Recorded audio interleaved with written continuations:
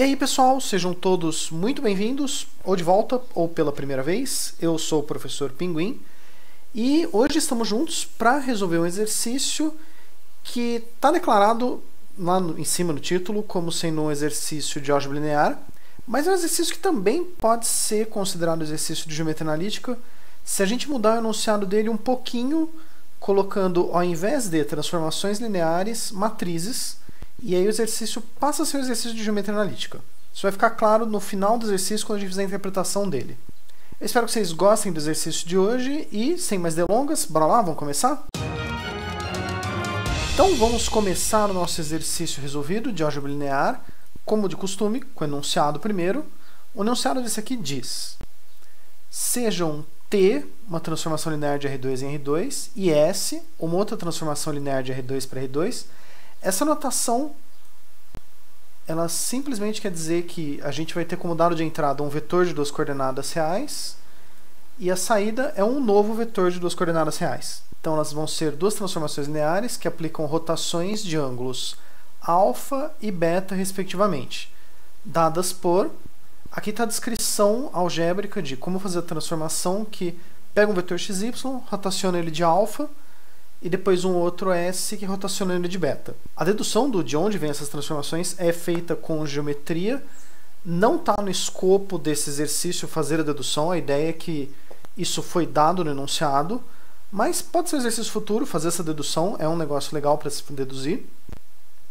Mas nesse ponto a gente vai presumir que isso foi dado no enunciado.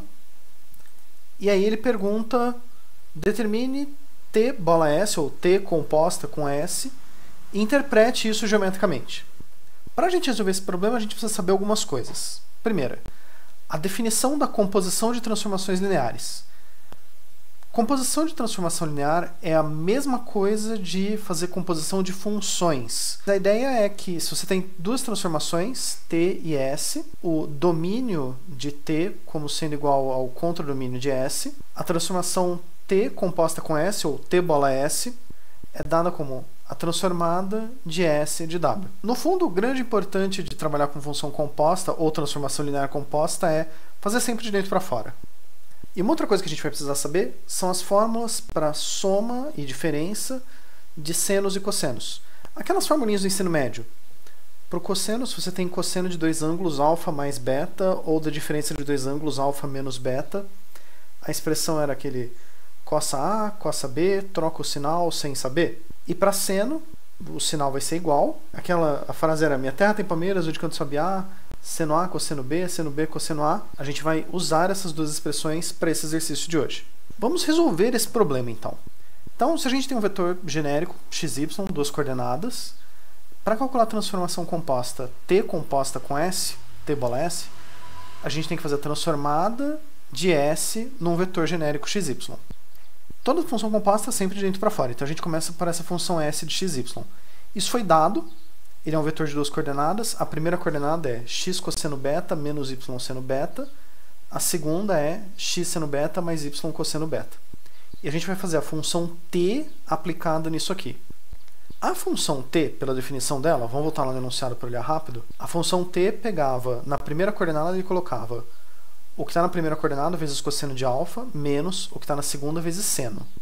E na segunda coordenada ele botava o que está na primeira coordenada vezes seno de alfa, mais o que está na segunda coordenada vezes cosseno de alfa. O nosso vetor não é mais xy, o nosso vetor agora é esse troço enorme. Mas a definição ainda é a mesma, a gente vai botar na primeira coordenada o que está aqui vezes cosseno de alfa, menos o que está na segunda coordenada vezes seno de alfa. Ponto e vírgula, aí a gente vai fazer a segunda coordenada.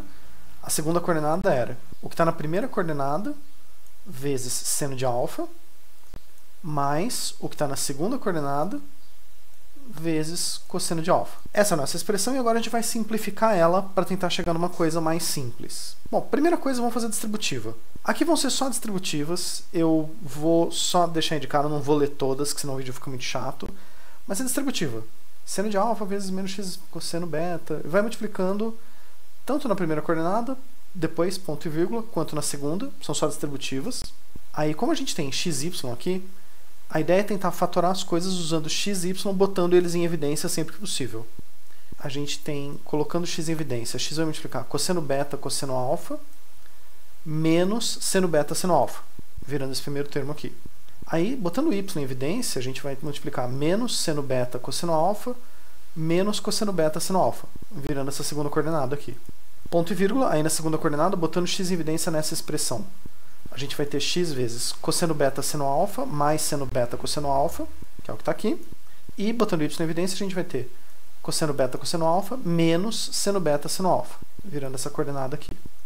Aí, dando um zoom e olhando isso aqui um pouco mais de perto. Cosseno beta, cosseno alfa, menos seno beta, seno alfa é a definição exata do cosseno de alfa mais beta. Cossa A, cossa B, troca o sinal sem saber. Seno beta, cosseno alfa, mais seno alfa, cosseno beta é a definição do seno da soma. Seno A, cosseno B, cosseno A. Do mesmo jeito, aqui a gente tem de novo o seno da soma e aqui de novo o cosseno da soma. Então essa expressão pode ser simplificada como sendo x cosseno de beta mais alfa menos y seno de beta mais alfa, x seno de beta mais alfa mais y cosseno de beta mais alfa. Esse é o resultado final da transformação. Vamos dar um destaque. Vamos dar um destaque maior ainda. Mas ainda não acabou, porque a gente tem que fazer a interpretação geométrica. O enunciado também impedia isso. Se essa transformação t, que pega a primeira coordenada vezes cosseno menos a segunda vezes seno, depois a segunda coordenada põe a primeira coordenada vezes seno mais a segunda vezes cosseno, ela é uma transformação que representa uma rotação de um ângulo alfa qualquer no plano. E S é uma outra rotação que representa uma transformação girando beta. Se a gente vai aplicar uma transformação composta, a gente vai fazer uma e depois a outra. Isso quer dizer que a gente vai rotacionar alfa e depois vai rotacionar beta, que é o equivalente a dizer, nós vamos rotacionar alfa mais beta, que é a interpretação geométrica livre de todas as contas que a gente fez. Olhando o resultado que a gente obteve, que ele pega a primeira coordenada vezes cosseno do ângulo alfa mais beta, menos a segunda coordenada vezes seno do ângulo alfa mais beta, que é a mesma coisa que a transformação original, com exceção do ângulo, que não é mais alfa, agora ele é a soma dos dois ângulos, você tem que isto é exatamente a transformação que gira a soma dos ângulos. Que é um jeito bem animador de acabar esse exercício. Porque vamos pensar só usando lógica sem extrapolar com álgebra linear e transformações de rotação.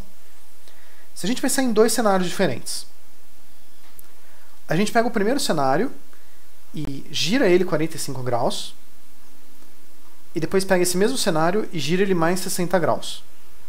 A gente tem o cenário original numa posição esquisita. E aí a gente pega um outro cenário onde a gente gira de uma vez 105 graus. Dá pra ver que os dois são idênticos. Agora a gente volta para o normal, que dá muita dor de cabeça ficar assim. Pronto, melhor. Espero que vocês tenham gostado do vídeo de hoje. Gostaria de agradecer a todos vocês por terem visto até aqui e lembrar que, se vocês quiserem deixar algum comentário, uma sugestão de exercício, uma pergunta, uma dúvida que ficou, algum pedido de algum tema, alguma proposta de alguma coisa pra gente fazer juntos, fica à vontade para deixar um comentário embaixo, ou se vocês preferirem algum contato direto, ó, vocês podem mandar sempre por aqui, ó, meus contatos diretos. E eu quero, mais uma vez, agradecer vocês e espero poder ver vocês de novo no futuro, em algum outro vídeo, com algum outro tema. Até a próxima, pessoal. Obrigado!